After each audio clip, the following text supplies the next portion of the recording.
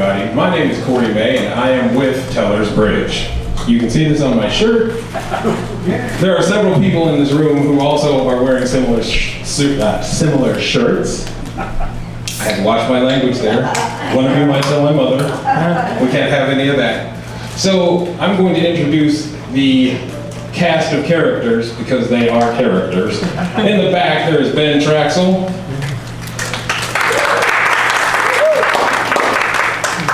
Gary Whitehill manning the camera. Sue Schmidt, the unruly one. And me, my name is Kory May. Again, thank you. We are with Teller's Bridge. And what Teller's Bridge is, yes? Oh, you called my name. I have parent ears, so I pick up things because I have children. We are here to tell stories, and maybe, just maybe, if you feel comfortable, some of you, there may be someone in this room who feels like telling a story up here. It'll happen. Someone will feel that. But right now, I'm going to yield the floor to Teller's Bridge CEO, Sue Schmidt.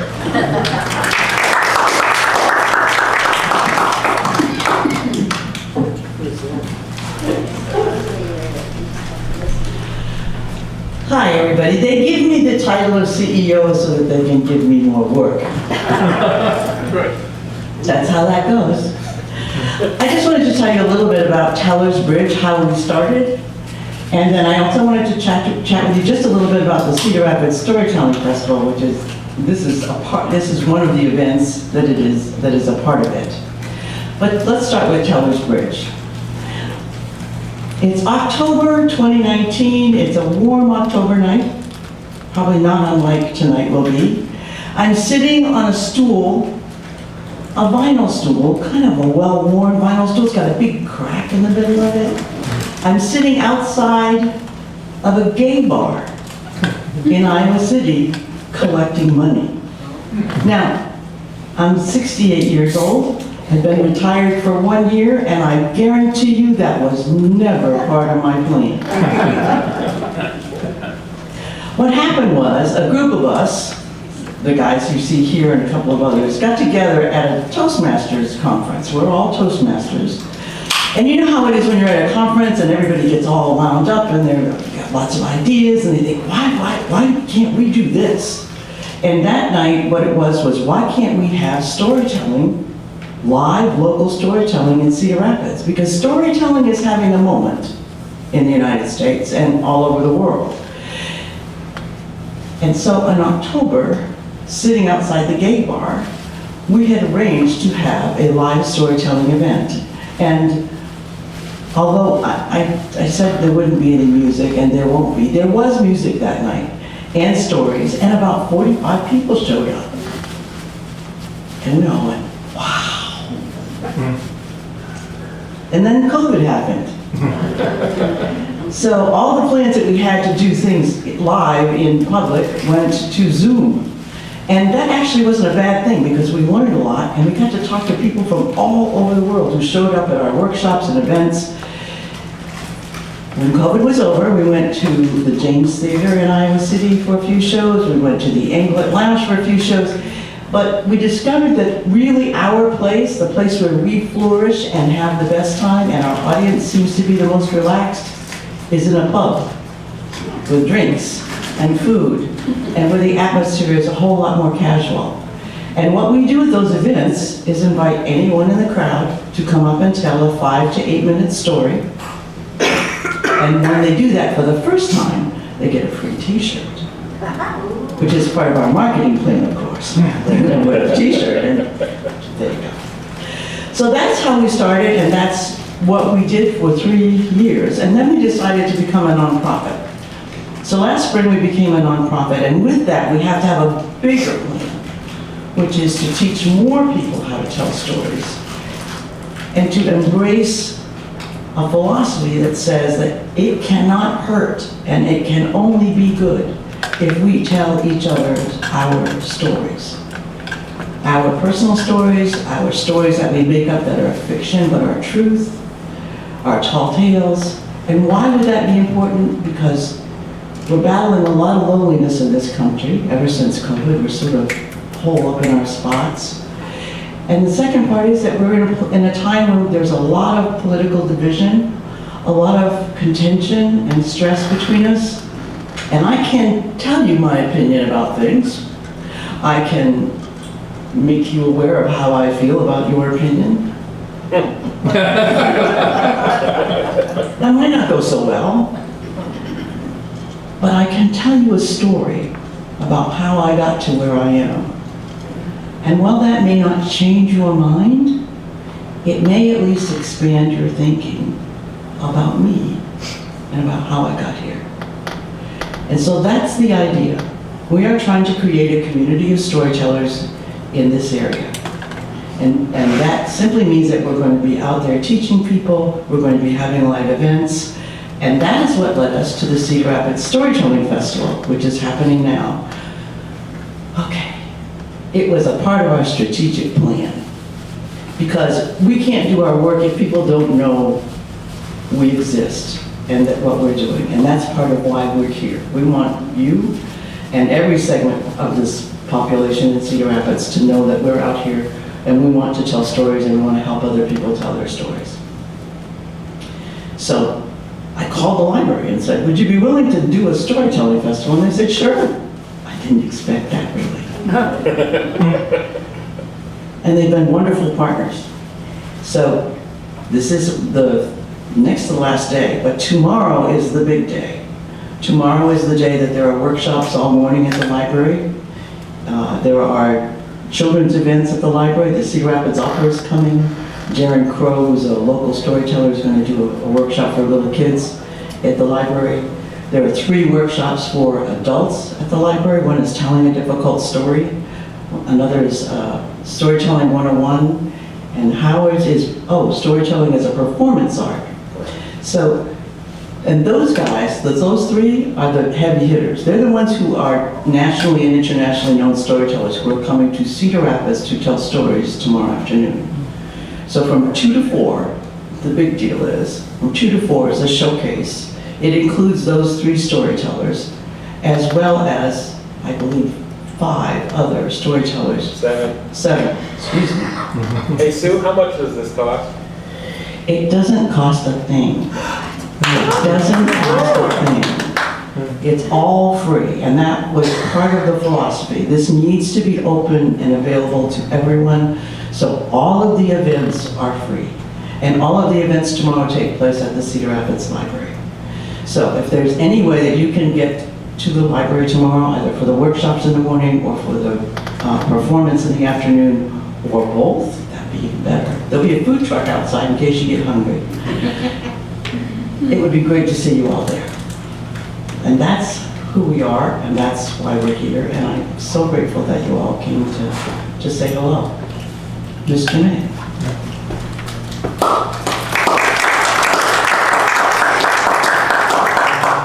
Aren't we smart to have elected her CEO? It reflects wonderfully on all of us. She is our dear friend, and on top of that, she's the only woman in the group. So, yes, she's the only woman permanently in the group. So, she is always in charge. She is spiritual mother, chief butt kicker. And sometimes we need that.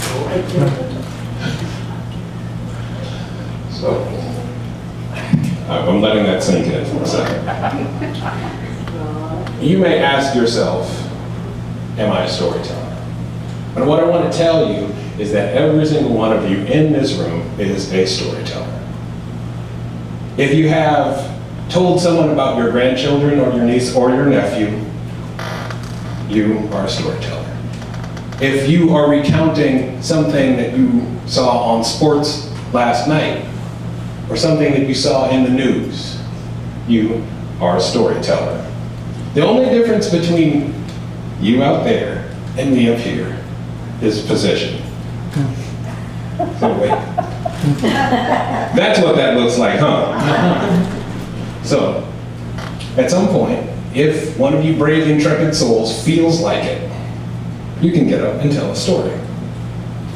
I'll start.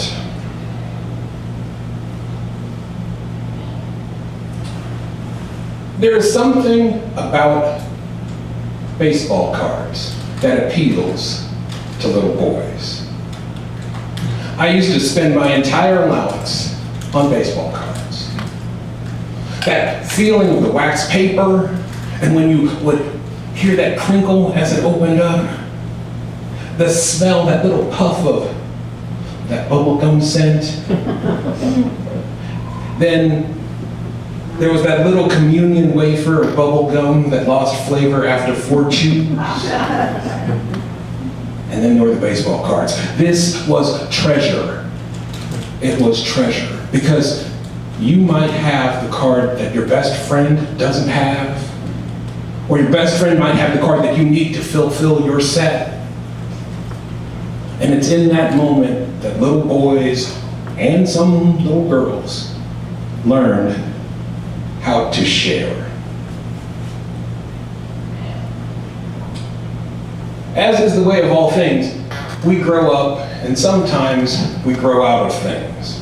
I grew out of baseball cards because, well, there were girls. And despite what anyone tells you, girls are expensive. So I sold my baseball card collection. Oh no, gosh. Oh, not the same emotional pain. I still collected comic books. Now, I got into comic books because of my older brother and also my mentor and best friend, Dave. Dave collected almost everything. And if he was the last man on Earth, the entire planet would be one giant thrift store, organized neatly.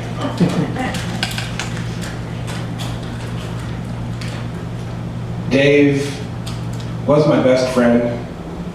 When I got married, he was my best man. He was the godfather to all 5 of my children. And when my divorce happened, he was still my best man. About 1.5 years ago, Dave was called home to heaven. And I didn't know what I was going to do. This year, April 30th, Joni, Dave's widow, said, "Kory, if there's anything in our house that you want that reminds you of Dave, come get it, because I'm turning over the house to the new owners on Monday." Now, Dave and Joni had been there for 40 years, and there were a lot of memories that I had. I would go over there, play with her kids, Dave and I would hang out. Every so often, he would just impart wisdom to me. So I'm in the house looking for things, also cleaning up because estates are sloppy. And there's a box of baseball cards in the eaves on the 2nd floor. And I know I shouldn't take them. I know I shouldn't take them, but I do. There are lots of sports cards. There's Michael Jordan's sports cards. There's Kobe Bryant sports cards. And as I dig down deep in this 12 by 12 box, there's an Ernie Banks 2nd year card. It's a beautiful card. It's been maintained well, and it's in a plastic sleeve. I don't need this card, and I don't want this card, because it would pull me back into collecting sports cards. Just so you know, I still like girls, and girls are still expensive, even if we adjust for inflation. I'm running through the Rolodex in my head of who could I give these cards to. I could sell them, but these cards need a good home, and that Ernie Banks card needs a really good home. So I think, and I think, and I think. And it's my friend Tim. Now, I've known Tim ever since I was in kindergarten. And Tim is a pastor. For the Nazarene Church, he's a good guy, good character guy. And I also know that Tim sold sports cards to pay his way through college. I found the perfect person. Ellen, his wife, is coming into town. And I tell her, stop by because I've got a gift for Tim. Well, when I see Ellen, I'm happy to see her.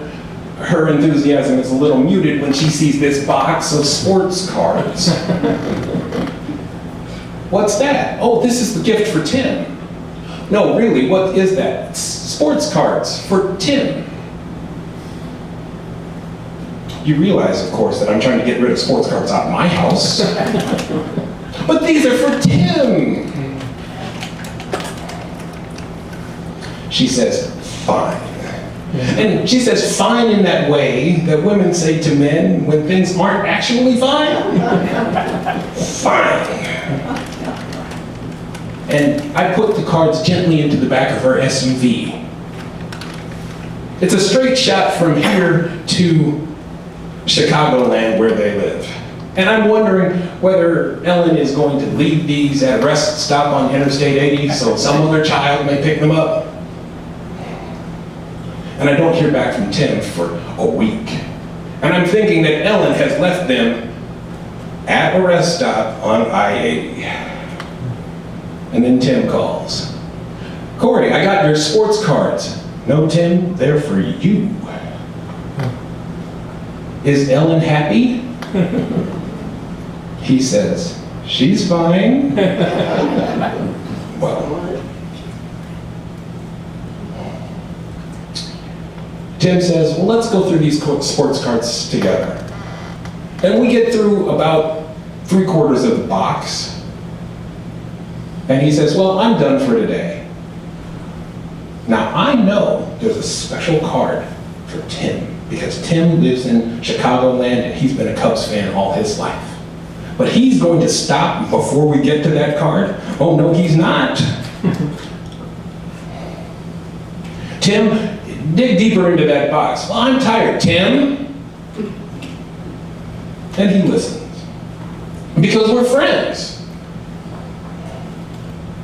So finally he gets to the bottom of the box. And he finds the Ernie Banks second-year card. And he says, Kory, Kory, Kory. Now, I can hear the 8-year-old boy in his voice, and I can also hear the 58-year-old man. And in that little boy's voice, I hear, I wish I had gotten this card earlier. And in that 58-year-old man's voice, I hear, this is the card that I've wanted for so long.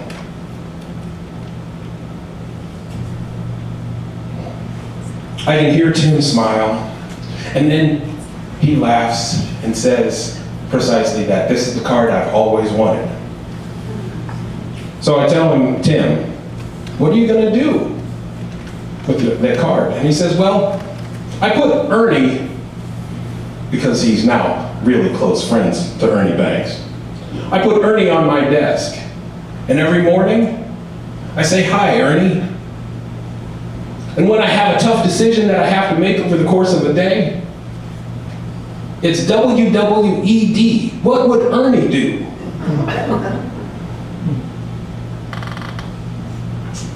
And then he gets a little softer and says, thanks, Kory. Sometimes dreams do indeed come true. What I'll tell you is this. Although my best friend Dave is gone, because of moments like this, I know Dave is always with me. Thank you.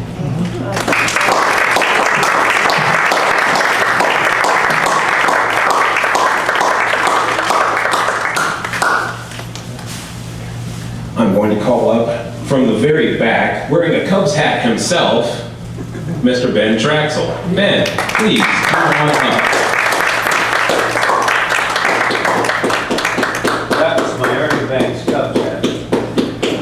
I'll have to take it from you and give it to my friend Tim. This is a story that I told when I spoke at my father's funeral about, 10 years ago now. When I was 16 years old, I was heading for school. I got to drive the truck that day, and before I left, Mom and Dad had said, "Now drive reasonable."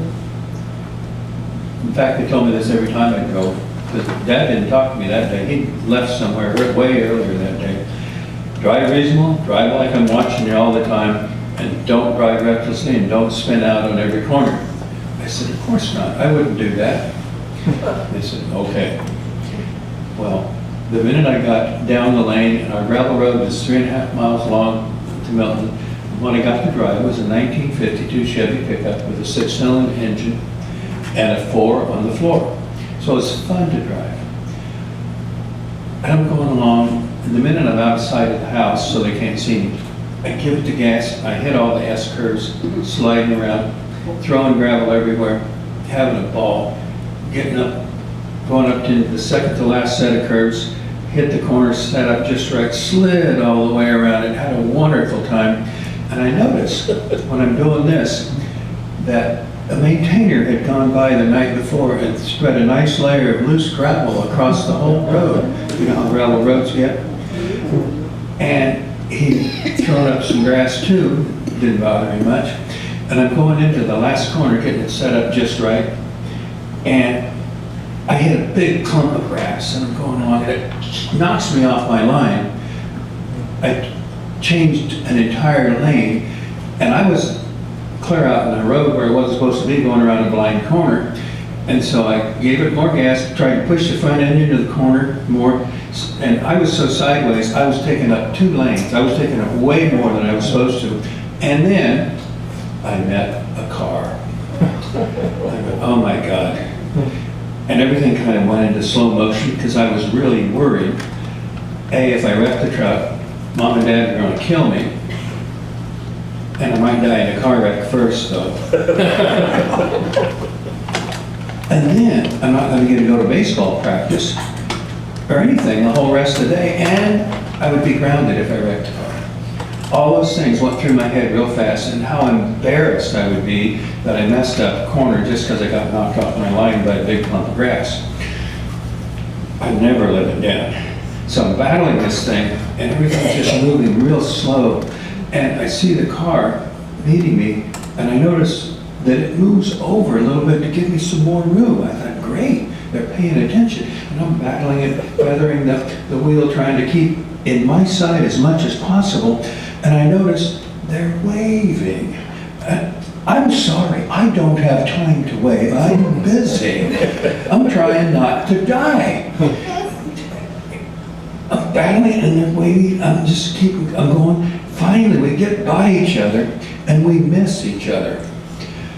I breathe a big sigh of relief and I get things straightened out, grab the next gear up, and I'm headed down the straightaway into town. And I think, wait a minute, that was Dad. My goose is cooked. I am in trouble now. It was the longest day of my life at school. So I finally go home.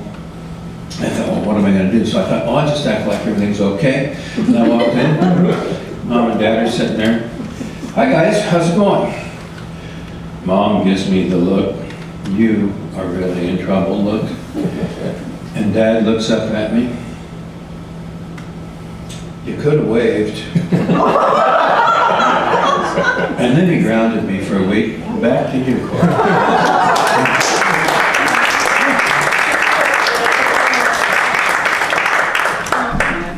I could hear by some of your reactions that you could relate to what he went through.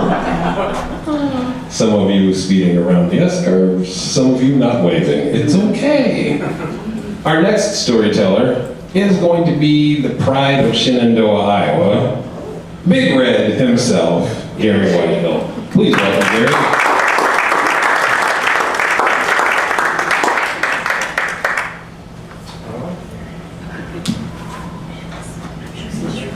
Or do you want me to adjust this up? This one? All right. I was the youngest of 4 kids growing up. And as I remember the story, when I was born, my dad said, "Oh, finally, perfection." Now, my 2 older brothers and my older sister say, "You're remembering that wrong." That Dad took one look at you and said, "Mother, I give up." As Kory said, I grew up in the small southwest Iowa town of Shenandoah. I like to say it's not the end of the world, but you can see it from there. But my dad, he grew up, I had this medium-sized family. My dad grew up with a large family. He was the middle child of 9 kids in his family and grew up on a farm. So I had lots of relatives that had lived on farms. Well, there's one farm we knew simply as the farm. That was the farm of my Uncle Lee and Aunt Opal. Uncle Lee is my dad's oldest brother, and they had a yours, mine, and ours family of 11 kids. 5 were still living on the farm when I was a little kid, and we used to have all kinds of adventures out there. Now, Cousin Barb would tease us whenever we come out and call us the city slickers, and I'd get mad and say, "We're not city slickers, we're small town slickers." Just to give you an example, one day I was out there on the farm with a BB gun with Cousin Bob. He had his BB gun, and we're wandering around. He came up to their new electric fence, and he said, "See, you can touch the electric fence with your BB gun and it won't hurt at all." And he reached out, laid it on there, didn't hesitate, didn't do anything. So, of course, okay. I reached out with mine, was immediately, felt like I was sitting in the electric chair in San Quentin, and the BB gun goes flying in the air. I think I set an Olympic record for the BB gun toss. I hadn't noticed that Bob was holding his BB gun by the wood stock. Small town slicker. I think Bob might have apologized if he wasn't rolling around the floor laughing and so loud. But they had what we called the cart. Is on the top of a hill back of their house. And you have to imagine this is 4 old steel rusty wagon wheels with a splintery, weathered 2x12 between them and a rope to guide the front wheels. And we'd all pile on one behind the other and go bouncing down the hill and try to make it between the 2 trees that were at the bottom of the hill. And we'd make it. Some of the time. But I knew enough that when we started down there, I always had this thought to go through my head, "Oh Lordy, I'm going to die, please don't let me die." But I knew enough to hang on tight to the person in front of me, wrap my legs underneath the 2x4s, we'd go bouncing down the hill, and we'd survive and try it again. Why do I want to do this? We typically survived, except for maybe a few well-placed splinters, but we had a good time there. But we loved to go to the barn. To get to the barn, you had to go across the barnyard, past the fuel barrel that's up on the stills, past our red Farmall tractor. There's the stainless steel water trough where the cows would get their water. There, the atmosphere seemed a little bit more pungent than the other parts of the farm. But we'd muck our way through and into the barn where Uncle Lee usually had about 4 to 6 cows that he would milk. And every once in a while he'd squirt a little bit to the cats and sometimes at the girls. But we loved to go into the barn because in the middle of the barn, when it wasn't filled with hay, it was a huge, huge space, and they had 2 ropes hanging from the rafters. And you could grab a rope, climb up to the loft on one side of the barn, and swing way across to the other side. Oh, it was great fun. Then there was the day that my oldest brother John got this great idea. He said, "I'll get my rope, go over to the east side of the barn, you get yours, go over to the west side, and we'll swing just like Target and switch right in the middle and swing onto the other side. I know Amy's over there saying, I know something about Isaac Newton and his laws of motion. That will never, ever work. But hey, we were kids, it sounded like great fun. We knew nothing about Sir Isaac, so. Okay, my brother John got his rope, went over to his side. I grabbed mine, went over to mine. He says, we're off on the count of 3. We had this well planned out. Okay. My brother counted off 1, 2, 3, and he grabbed his rope right up high, I grabbed mine way down low, and we're off. And this time, all I could see was my brother's size 10 black Converse All-Stars coming straight to my face. 2 thoughts went through my mind. Number 1 was, this might not work. Number 2 is, oh Lord, I'm gonna die. Please don't let me die. Well, my brother spread his legs just enough to give me burns on my ears as those legs flew by. And we kind of climbed together, hanging there in shame in the middle of the barn, slowly lowering ourselves down, kind of showered by this ring of laughter from my cousins and my brother and my sister around the head. City slicker, small town slicker, I don't know whichever it is. But we had so much fun on that farm, and we get together once a year at a family reunion and still tell stories about the adventures we had on the farm.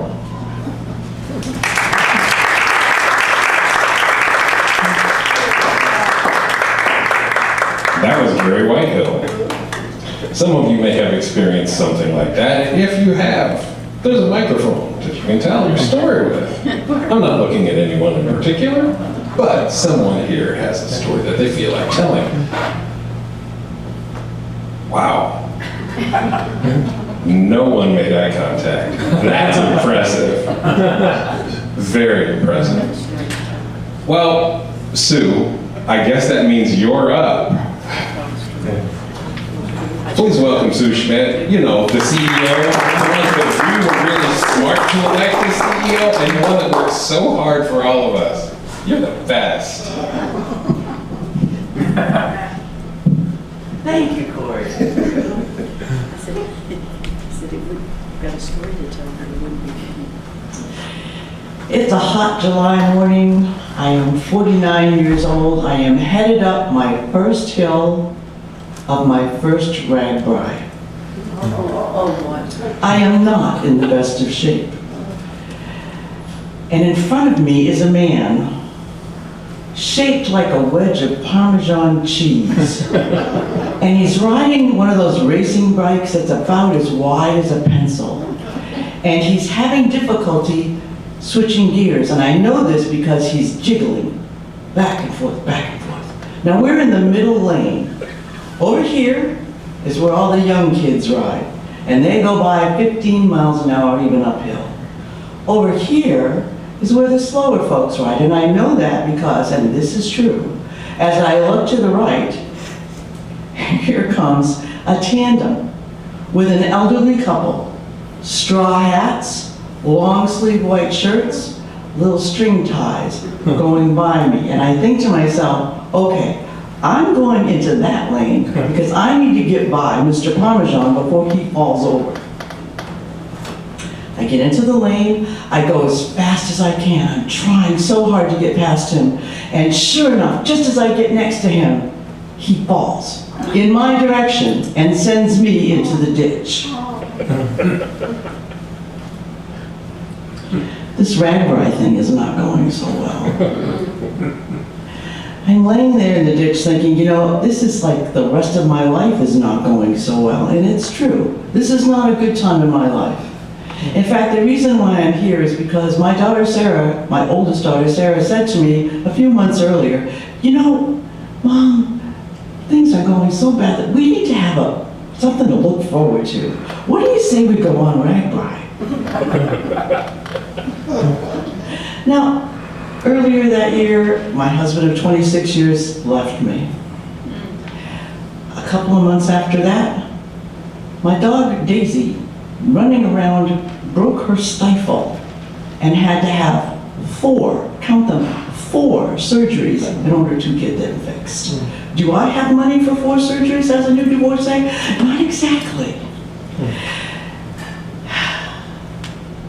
And then in the next month, a guy broke into our house in the middle of the night. And nobody was hurt, but it was one of those times when you just think, okay, what else is gonna happen?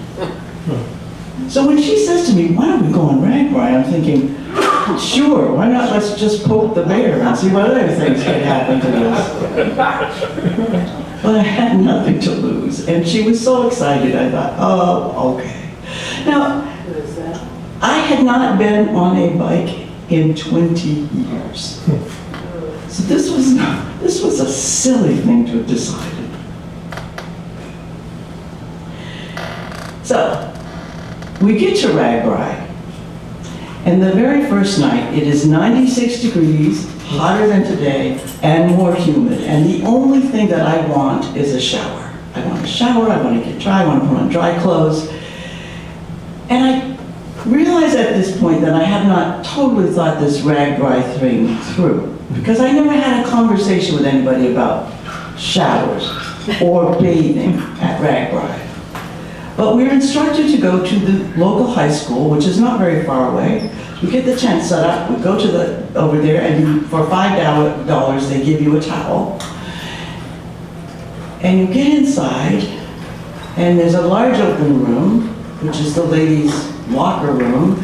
And beyond that's another large room with 10 spigots coming out of the ceiling. In the locker room part, there are 50 women and girls standing naked, waiting for the shower. Now, I don't know about any of you, but I'm not really crazy about standing around naked in front of people I don't know. It never occurred to me that this was going to happen. And I'm looking and I'm thinking, oh, heck no. I'm not doing this. I'm mad now. I'm not staying. I'm not doing this. And then I think, oh, I promised Sarah. So I get naked, I take my towel, I get in line, and you can't really have a conversation with people you don't know when you're naked. Have you ever tried that? I mean, you can't say, gee, I really like your toenail polish, because in order to do that, you gotta look all the way down. That's not okay. You gotta maintain eye contact. And so pretty soon, I'm doing what everybody else is doing. I'm staring at the 10 women who are taking showers, waiting for my turn. And it's an hour standing there for this shower. And and of course, when it comes to my turn, it's the very first spigot in the doorway that's empty, that's for me. So I get to know that there's at least 100 sets of eyes watching me take my shower. I am so mad. I am just mad. But I promised Sarah. And so that is how I ended up in the ditch on the next day, because I didn't go home when I was mad about the shower. I'm laying in the ditch and I'm thinking to myself, okay, you do that little thing. I'm not moving, I'm just thinking, do I hurt anywhere? Is anything broken? And I don't feel anything really. Well, my eyes are closed and I hear a voice that says, take my hand. And I open my eyes, and I'm looking into the face of the most drop-dead gorgeous man I have ever seen in my life. And I think, I'm dead. I died in the ditch.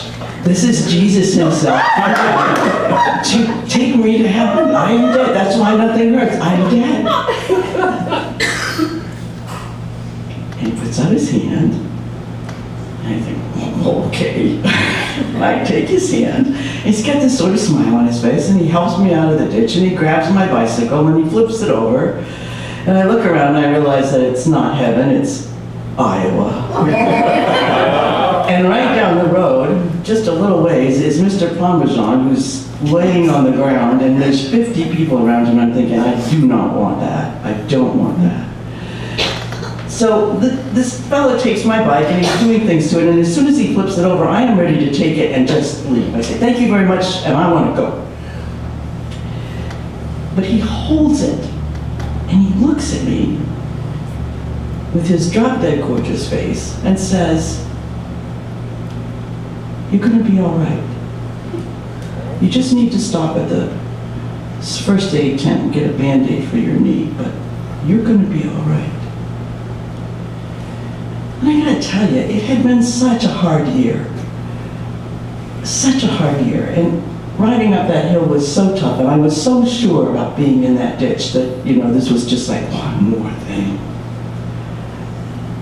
But when I rode away from him, it felt better. And I thought, maybe he really was Jesus.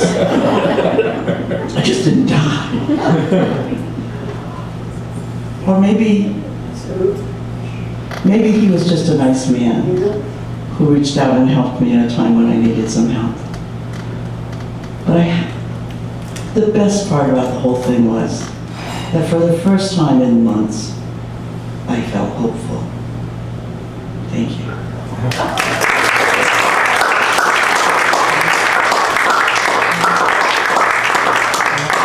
So Schmidt, now we look incredibly smart because of her. None of us have any talent. She makes us look great. Or we make her look great. There we go. So we do have a few minutes left, and if anyone wants to come up and tell a story, it's okay. There's no judgment. And remember, you in the rose-colored shirt. Or is that salmon? I think it's salmon. Come on, if you want to. Don't be scared. They don't know you. No one knows your name. Just kidding. Come on up.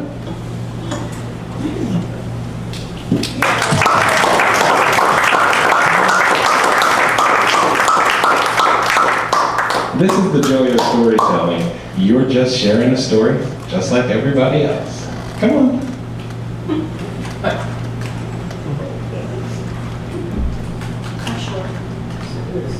What's your name?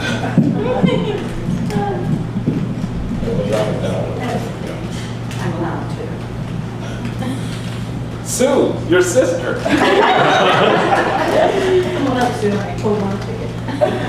Oh, boy. My story won't be necessarily tacky. It's not going to be one where you're going to be laughing. But it's one of faith, keeping the faith, and getting to the other side.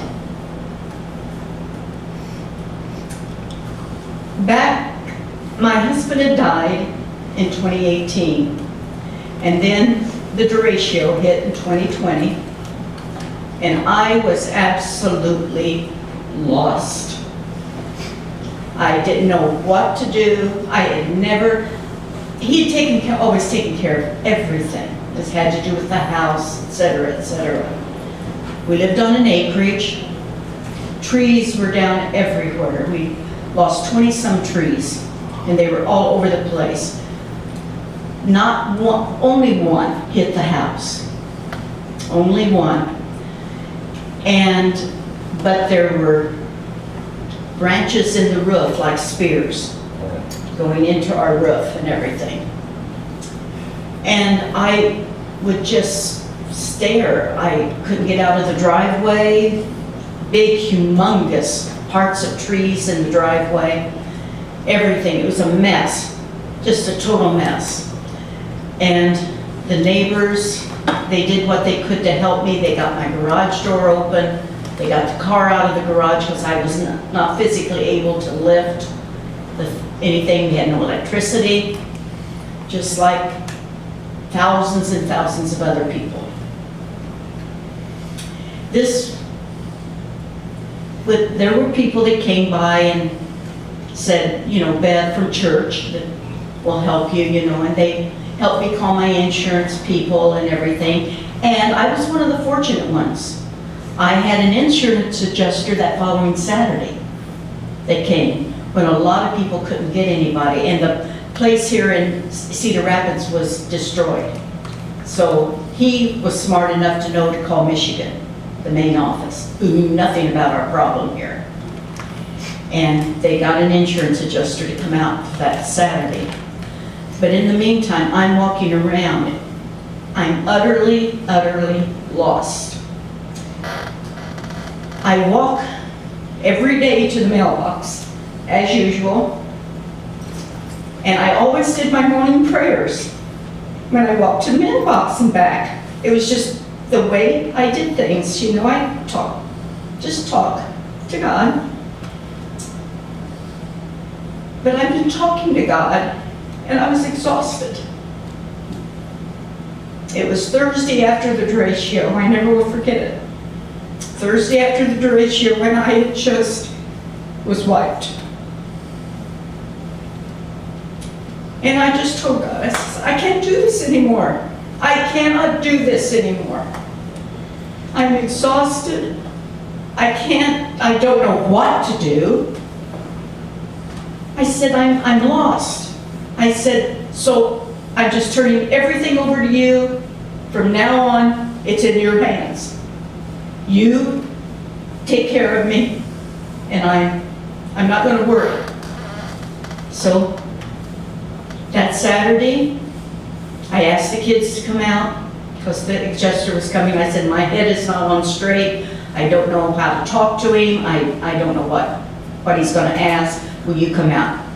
Yes. And they had their own problems, believe me, with their house. But they came. The adjuster, right on time. Absolutely, he was right on time. The kids pulled in right behind him. We're standing there. Mark goes off with, my son goes off with the adjuster. I'm there with Leanne. This car pulls into the driveway. I thought, I don't recognize it. Then a truck pulls in with a trailer and an end loader. I thought, whoa. She says, who are these people? I said, I have no idea. She says, don't you think you better find out? This is my daughter-in-law talking to me. Don't you think you better find out? And I said, sure. So I went up to her and says, excuse me. I said, do I know you? Are you from a church group or something? No, we're just friends of the neighbor's daughter down the road, and they said there was a lady here that was in trouble, and she needed help. She said an old lady. She's an elderly lady. Needed help, an elderly lady needed help. And she said, so we're here. It was on Facebook. Oh. And I said, oh, she said, so we're here to help if we can. So they go about their business, and then my granddaughter came with her boyfriend, and they were helping, and they did what they could. They said, you know, you need some heavy equipment. We can't take care of this. This is bad.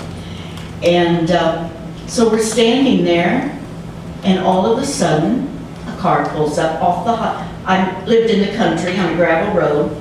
Car pulls up, goes up to the horsebound barn, turns around, comes down, parks, and all these cars kept coming and kept coming and kept coming. And they parked from the horse barn clear down to my other neighbors. And all of these men got out, and they were walking up, and one woman. And I thought, whoa, what's this? And Leanne says, my daughter-in-law says, man, who are these people? I said, I don't know. And she says, don't you think you ought to find out? So I said, wait, and I said, excuse me, I said, who are you? Because you heard about scams and stuff, and you don't want to get involved. And I said, who are you folks? I said, are you a church group? No, we're just volunteers. And I said, but who are you? And one of the guys says, well, we're realtors. And they all start going, I'm a realtor, I'm a realtor, I'm a realtor. This one guy goes, I'm not a realtor. But the other guy goes, but he's a good friend. He's a good friend. And they came, they just started cleaning up. And they just worked and worked and worked. And then the evening came and the kids left and I'm standing there by myself. I had been calling every tree service I could think of, to no avail. They were busy, busy, busy. I get a call on my phone while I'm standing out in the driveway looking at what has been done. And my cell phone rings and it is Cy from Cy's Tree Service in Anamosa. And he says, Bev, he says, we took the day off today. I gave all the guys, we've been working nonstop. And he said, I'm heading into town with my wife to check on some relatives in Marion. And I'd like to stop by your place. I left him a voicemail. He says, I'd like to stop by your place just to take a look. And so he came, the little kitty's in the car, waving at me. I went up to his wife, I said, you go ahead and walk around, because I wasn't able with all the trash and everything to walk in the yard. And so he took off, and I thanked his wife for allowing him to stop when they were supposed to be their day off. And he came back and he said, Bev, I think we can do this. We're on our way into town. And we're pretty much done out this way from Springville and everywhere. He says, so we're heading into Marion now, and we can catch you before we go to Marion. And I said, well, when? And he says, well, I think we can be here Monday, for sure on Tuesday. Whoa, you know, and I says, well, and he says, I can't give you a bid, I don't have my paperwork, okay? But I will give you a bid before we start work. And it was like this somebody was tapping me on the shoulder. He was getting in the car, tapping me on the shoulder, and it's like, Bev, don't let him get away. Don't let him get away. He's offering you his help. And I just said, Cy, and he said, yes. I said, I'll take you up on your offer. Yes, I need the help, if you'll help me. And he said, yes. He says, I'll help. And on that Monday, I heard all this noise at 7:30, 8 o'clock in the morning. Humongous trucks, all lining up on the road, the big booms with the humongous things on top. And here they came. Here they came, and they worked all week long. They worked all week long, 5 loads of dirt, the big, huge truckloads of dirt they had to bring in to fill all the holes. 5 loads. And then they had to bring in landscapers to completely redo the yard. And he took care of all of it himself. He did it all. But that gentleman did it all. Because once I gave it up to him, he took care of it. It was like, I'll take care of it, Beth, you know? And I told him, I told God, I says, hey, there's a lot of people worse off than me, I know. So you take care of them first, and wherever you want me to be, I'll try to be patient. Teach me patience. Teach me patience. And he took care of it. And I didn't have to worry after all. All that worry. That's good. No worry.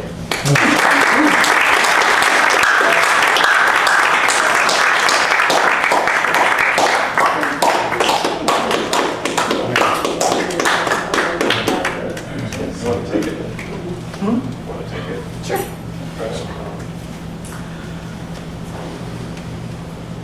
Inspiring story. Thank you, Beth, for sharing that.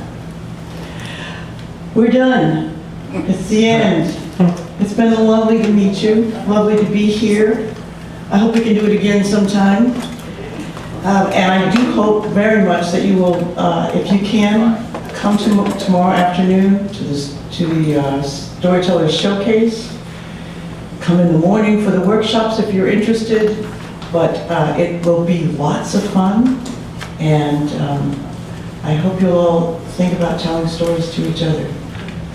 Thank you so much.